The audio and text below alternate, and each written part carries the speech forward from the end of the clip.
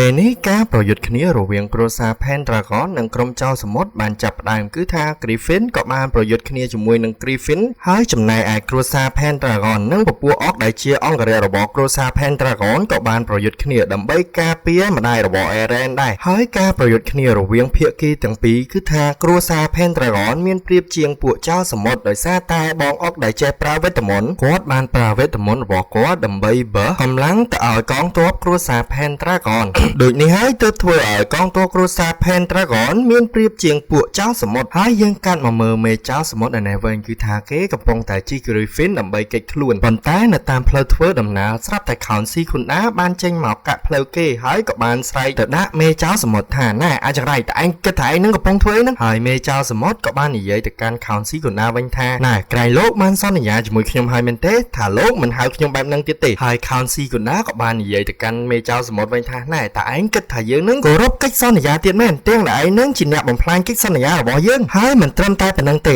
ឯងថែមទាំងបំផ្លាញវិមានរបស់យើងហើយឯងថែមទាំងមិនអាចសម្លាប់ Eren បានទៀតផងហើយមេចៅសមុទ្រនៅពេលដែលគេឮបែបហ្នឹងធ្វើឲ្យគេរៀងក្តៅក្រហាយដែរហើយគេក៏បាននិយាយទៅកាន់ Count Secunda នឹងវិញថាអូពួកគេទាំងពីរហ្នឹងត្រូវបានយើងចាត់ការប៊ីងាប់ប៊ីរស់ហើយប៉ុន្តែដោយសារតែពួកគេមានគ្នាច្រើនដូច្នេះហើយយើងពិបាកចាត់ការតែបើសិនជាជំនួយការរបស់យើងនៅទីហ្នឹងនោះពួកគេទាំងពីរនាក់ហ្នឹងមិនអាចរួចខ្លួនទេប៉ុន្តែដោយសារតែឯងចង់ទៅចាប់ម្ដាយរបស់ Eren ទើបយើងបានបញ្ជូនគេឲ្យទៅចាប់ចម្រិតម្ដាយរបស់ Eren តាមការស្នើសុំរបស់ឯងហើយភារកិច្ចនេះបើមិនដោយសារតែឯងនោះយើងបានជោគជ័យបាត់ទៅហើយឯងនៅមានមុខមកថាឲ្យយើងទៀតហើយពេលនេះដែរ Count Secunda គឺខ្លាចមេចៅសមុទ្រហ្នឹងនឹងញ័រហើយប៉ុន្តែនៅតែនិយាយឌឺទៅកាន់មេចៅសមុទ្រហ្នឹងទៀតថាក្រែងឯងហ្នឹងជឿជាក់ទៅលើសមត្ថភាពរបស់ឯងណាមែនទេហើយអ្វីបានជាឯងហ្នឹងទៅប្រយុទ្ធចាញ់ពួកគេទាំងពីរនាក់វិញហើយដោយសារតែ Count Secunda ហ្នឹងបាននិយាយឌឺដងទៅកាន់មេចៅសមុទ្រក៏បានវាយ Count Secunda បន្តិចទៅបានធ្វើឲ្យគាត់បាក់ថ្មិញបាត់ទៅហើយគេថែមទាំងប្លន់យកដាវរបស់ Count Secunda ហ្នឹងទៀតផងហើយយើងកាត់មកមើលមនុស្សមួយក្រុមដែលពួកគេកំពុងតែខ្លោមើលស្ថានភាពការប្រយុទ្ធគ្នារវាងគ្រួសារ Pendragon និងចៅសមុទ្រឯនេះវិញគឺថាពួកគេបានដឹងហើយថាកងទ័ពរបស់គ្រួសារ Pendragon ខ្លាំងដោយសារតែបងអុកចេះប្រើវេទមន្តរបស់យើងដូចនេះហើយគេមិនអាចទៅចាប់ចម្រិតម្ដាយរបស់ Eren តាមផ្លូវត្រង់ទេហើយបន្ទាប់មកអាប៉ែដែលពាក់កៅអៅស្តៀងនឹងធ្មប់នោះក៏បាននិយាយថានៅពេលនេះកងទ័ពរបស់គ្រួសារ Pendragon ពិតជាខ្លាំងណាស់ប៉ុន្តែដើម្បីបំពេញភារកិច្ចដែលស្ដេចនៃភាពងងឹតបានដាក់ឲ្យយើងត្រូវតែចាប់ម្ដាយរបស់ Eren ឲ្យបានហើយបើតាមការសន្ទនារវាងពួកគេទាំង3យើងបានដឹងហើយថាអាប៉ែដែលពាក់កៅអៅមើលទៅដូចជាធ្មប់ហ្នឹងគេគឺជាមនុស្សចំណិតរបស់មេក្រុមចៅសមុទ្រនឹងឯងហើយយើងក៏បានដឹងពីសមត្ថភាពពិសេសរបស់គេដែរគឺគេចេះ teleport ដូចនេះហើយគេក៏បានប្រើបាល់វេទមន្តដើម្បីដឹងទីតាំងដែលម្ដាយរបស់ Eren កំពុងតែស្ថិតនៅដើម្បីគេ teleport ទៅទីនោះហើយមិនយូរប៉ុន្មានគេក៏បានរកទីតាំងម្ដាយរបស់ Eren ឃើញហើយគេក៏មិនចាំយូរគេក៏បានប្រើប្រាស់ teleport របស់គេក៏បានទៅដល់កន្លែងម្ដាយរបស់ Eren កំពុងតែស្ថិតនៅតែម្ដងហើយគ្រាន់តែគេបាន teleport ទៅដល់ផ្ទះម្ដាយ Eren ដែលកំពុងតែលាក់ខ្លួនគេក៏បានប្រាប់ម្ដាយរបស់ Eren ថាលោកស្រីគួរតែប្រកល់ខ្លួនតាមសម្រួលមកបើមិនអញ្ចឹងទេលោកស្រីនឹងមានការលំបាកហើយចំណែកម្ដាយរបស់ Eren ដោយមិនចង់ឲ្យកូនស្រីរបស់ខ្លួននិងអ្នកដទៃមានគ្រោះថ្នាក់គាត់ក៏ព្រមដើរចេញទៅហើយម្ដាយរបស់ Eren ក៏បានឆ្លៀតសួរអ្នកដែលមកចាប់ចម្រិតគាត់ទៀតថាតើ Count Secunda ជាអ្នកបញ្ជាពួកឯងឲ្យមកចាប់ខ្លួនយើងមែនហើយទៅសួរគេអញ្ចឹងគេមិនដេចនឹងប្រាប់ហើយគេក៏បានប្រើវេទមន្តចាប់ខ្លួនម្ដាយរបស់ Eren ទៅហើយពេលនោះដែរគេក៏បានប្រើកូនចៅរបស់គេឲ្យទៅយកម្ដាយរបស់ Eren មកដើម្បីចេញដំណើរទៅវិញហើយចំណែកកូនចៅរបស់គេក៏បានដូចចិត្តទៀតប្រើភ្លាមបានភ្លាមហើយពួកគេក៏បានគិតក្នុងចិត្តថាតើប៉ុណ្ណេះគ្រប់ទឹកហើយនៅពេលដែលចាប់អ្នកស្រីគ្រួសារ Pendragon បានហើយនោះពួកគេនឹងមានរង្វាន់ធំជាមិនខានប៉ុន្តែមិនទាន់បានទៅដល់ម្ដាយរបស់ Eren ផងស្រាប់តែពួកគេក៏បានដាច់ខ្លួនជាពីរបាត់ទៅហើ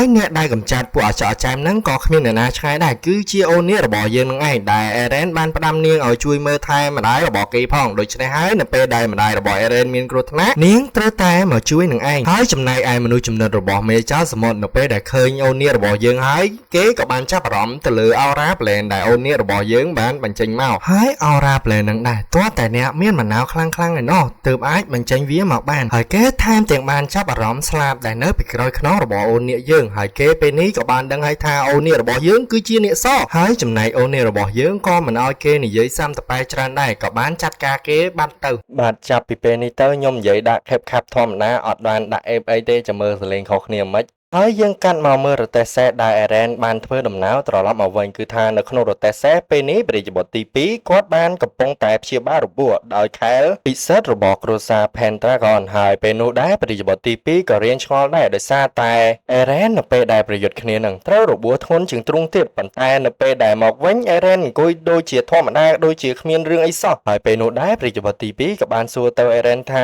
ណែអាណប់ឯងមើលទៅដូចជាគ្មានកាត់អីនេះទាំងដែលយើងនឹងប៊ីងាប់ប៊ីរស់ហើយអេរ៉ែននៅពេលដែលឮព្រះរាជបុត្រទី2សួរអញ្ចឹងគេក៏បានឆ្លើយប្រាប់ទៅដោយសារតែនឹងគឺជាធម្មពលរបស់អូននាគទៅធ្វើឲ្យរបួសរបស់គេឆាប់ជាសះស្បើយហើយចំណែកឯព្រះរាជបុត្រទី2នៅពេលដែលឮថាធម្មពលរបស់អូននាគអាចព្យាបាលរបួសបានទៀតពេលនេះគាត់រៀងច្រណែនអេរ៉ែនកាន់តែខ្លាំងហើយនៅទីនឹងដែរគឺថាអូនលូណារបស់យើងមានទឹកមុខចម្លែកមើលទៅដូចជាមានអ្វីចង់និយាយជាមួយនឹងអេរ៉ែនហើយយើងកាត់មកមើលការប្រយុទ្ធរវាងគ្រួសារ Pendragon និងពួកចៅសមុទ្រឯនេះវិញគឺថាពេលនេះគ្រួសារ Pendragon អាចយកឈ្នះចៅសមុទ្របានហើយយើងកាត់មកមើលអូននេះឯនេះវិញគឺថានាងកំពុងតែអង្គុយមើលទេសភាពសុកស្រាប់តែម្ដាយរបស់អេរ៉ែនក៏បានដើរមកហើយនាងក៏បានអរគុណទៅអូននេះរបស់យើងទៅហើយតាមការពិតទៅម្ដាយរបស់អេរ៉ែនក៏មិនសូវចូលចិត្តអូននេះប៉ុន្មានដែរមុនដំបូងប៉ុន្តែយ៉ាងណាក៏ដោយម្ដាយរបស់អូរ៉ែនក៏បានអរគុណអូននេះរបស់យើងដែរដោយសារតែអូននេះរបស់យើងបានជួយជីវិតរបស់នាងហើយបន្ទាប់មកម្ដាយរបស់អេរ៉ែនក៏បាននិយាយបន្ថែមទៀតថានាងដឹងនៅពេលដែលអូននេះរបស់យើងបានចុះកិច្ចសន្យាជាមួយនឹងម្ចាស់គ្រួសារ Pendragon នោះនាងនឹងមានតួនាទីដើម្បីការពារម្ចាស់គ្រួសារ Pendragon ឲ្យមានសុខសុវត្ថិភាពប៉ុន្តែនៅពេលដែលម្ដាយរបស់អេរ៉ែនបានឃើញអូននេះប្រែកាឡាខ្លាចទៅជាមនុស្សស្រីដ៏ស្រស់ស្អាតហើយថែមទាំងពេលនោះអូននេះរបស់យើងមើលទៅដូចជាមានភាពស្និទ្ធស្នាលជាមួយនឹងប្តីរបស់គាត់ទៀតផងទើបធ្វើឲ្យគាត់មានការប្រច័ណ្ឌកាត់ឡើងប៉ុន្តែពេលនោះគាត់ក៏រៀងនៅក្មេងដែរហើយចំណែកអូននេះរបស់យើងឮអញ្ចឹងនាងក៏មិនបាននិយាយអ្វីដែរនាងអង្គុយស្ងៀមចាំតែស្ដាប់ទេហើយម្ដាយរបស់អេរ៉ែនក៏បាននិយាយបន្ថែមទៀតថាតែពេលនេះនាងបានដឹងហើយតាមកាពិតទៅអូននេះរបស់យើងដើរតាមប្តីរបស់នាងគឺគ្រាន់តែចង់ការពារប្តីរបស់នាងទេដូច្នេះហើយគាត់ក៏បានសុំទោសអូននេះរបស់យើងដោយសារតែការលើកមុនហ្នឹងគាត់មានចិត្តប្រច័ណ្ឌដូច្នេះហើយគាត់ក៏បានស្អប់អូននេះរបស់យើងតាំងពីពេលនោះមកហើយបន្ទាប់មកគាត់ក៏ចាប់ផ្ដើមនិយាយពីអេរ៉ែនតែម្ដងហើយនៅពេលនោះទឹកមុខរបស់គាត់ស្រាប់តែផ្លាស់ប្ដូរដោយគាត់បាននិយាយថាតាមការពិតទៅគាត់ដឹងហើយថាអេរ៉ែនមិនមែនជាកូនប្រុសដែលគាត់ធ្លាប់ស្គាល់ទៀតទេហើយគេក៏មិនមែនជាកូនប្រុសរបស់គាត់ដែរទេមិនគួរនិយាយអញ្ចឹងទេគេនៅតែជាកូនប្រុសរបស់ខ្ញុំទោះបីជាមានវិញ្ញាណដែលនៅក្នុងខ្លួនរបស់គេជាអ្នកដតីក៏ដោយក៏គេនៅតែជាកូនប្រុសរបស់ខ្ញុំដែរហើយបន្ទាប់មកម្ដាយរបស់អេរ៉ែនក៏ចាប់ផ្ដើមក្តាប់ដៃយ៉ាងណែនហើយនាងក៏បានយំតែម្ដងហើយក៏បាននិយាយទៅប្រាប់អូននាងរបស់យើងថានាងដឹងថាអេរ៉ែនមិនមែនជាកូនដែលនាងធ្លាប់ស្គាល់ទៀតទេប៉ុន្តែទោះបីជាយ៉ាងណាក៏ដោយគេក៏នៅតែជាកូនរបស់ខ្ញុំដែរខ្ញុំសូមអង្វរនាងត្រូវតែជួយការពារគេផងហើយអូននាងរបស់យើងនៅពេលដែលឃើញបែបហ្នឹងនាងក៏បានគាំងមួយសន្ទុះហើយបន្ទាប់មកនាងក៏បាននិយាយថាទោះបីជាខ្ញុំមិនដឹងថានាងនិយាយពីអ្វីក៏ដោយប៉ុន្តែតាមអារម្មណ៍របស់ខ្ញុំក៏បានដឹងហើយថានាងចង់និយាយពីអ្វីកុំភ័យអីខ្ញុំនឹងការពារគេដោយសារតែគេពេលនេះបានខ្លាចទៅជាព្រះច័ន្ទរបស់ខ្ញុំហើយ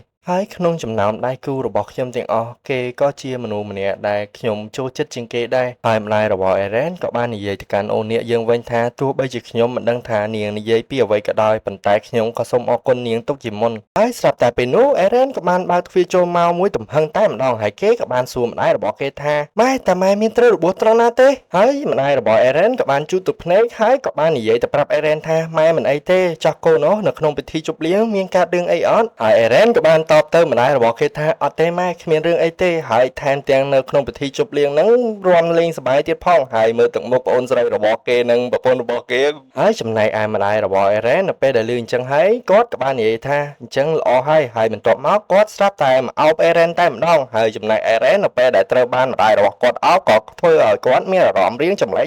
ហើយគាត់ក៏បានងើយក្បាលមើលទៅលើមេឃហើយគាត់ក៏បាននិយាយថាម៉ែហើយបន្ទាប់ពីនឹងមកម្ដាយរបស់អេរ៉ែននិងប្អូនស្រីរបស់គេក៏បានទៅសម្រាកទៅទុកឲ្យតែប្រពន្ធអេរ៉ែននិងអេរ៉ែននៅជុំគ្នាហើយមើលមុខប្រពន្ធអេរ៉ែនឆ្ងល់ខ្ញុំមីអូនហ្នឹងកើតអីហ្នឹងហើយគេក៏បានឲ្យប្រពន្ធគេទៅហើយក៏បាននិយាយថារាត្រីសួស្ដីអូនសម្លាញ់ហើយចំណែកឯអូនលូណារបស់យើងវិញពេលនេះនាងមានសិទ្ធត្រឹមតែឈោមមើលគេមានក្តីសុខទេ ប៉ុន្តែស្រាប់តែពេលនោះអូនលូណារបស់យើងក៏បានស្រែកហៅអេរ៉ែនហើយនាងក៏បានប្រាប់អេរ៉ែនថាអេរ៉ែនខ្ញុំមានរឿងសំខាន់ចង់និយាយជាមួយលោកឥឡូវនេះហើយមុននឹងបញ្ចប់សាច់រឿងរបស់យើងខ្ញុំសូមអរគុណទៅដល់បងពេជ្រដែលបានឧបត្ថម្ភខ្ញុំចំនួន30សេនបាទអរគុណច្រើនមែនទែនបងហើយអ្នកទាំងអស់គ្នាគិតថាសំឡេងមួយណាល្អដែរប៉ុន្តែខ្ញុំគិតថាសំឡេងក្រោយនេះមើលទៅដូចជាល្អស្ដាប់ជាងដោយសារតែខ្ញុំស្ដាប់ទៅវាល្អមែនហើយចំពោះសំឡេងដែលខុសប្រក្រតីកាលពីវីដេអូមុនដោយសារតែ CapCut នឹងមិនដឹងកើតស្អីគាត់ទេគាត់ដាក់ប្រូទាំងអស់ដូច្នេះហើយខ្ញុំកាត់ស្អីក៏មិនកើតដែរ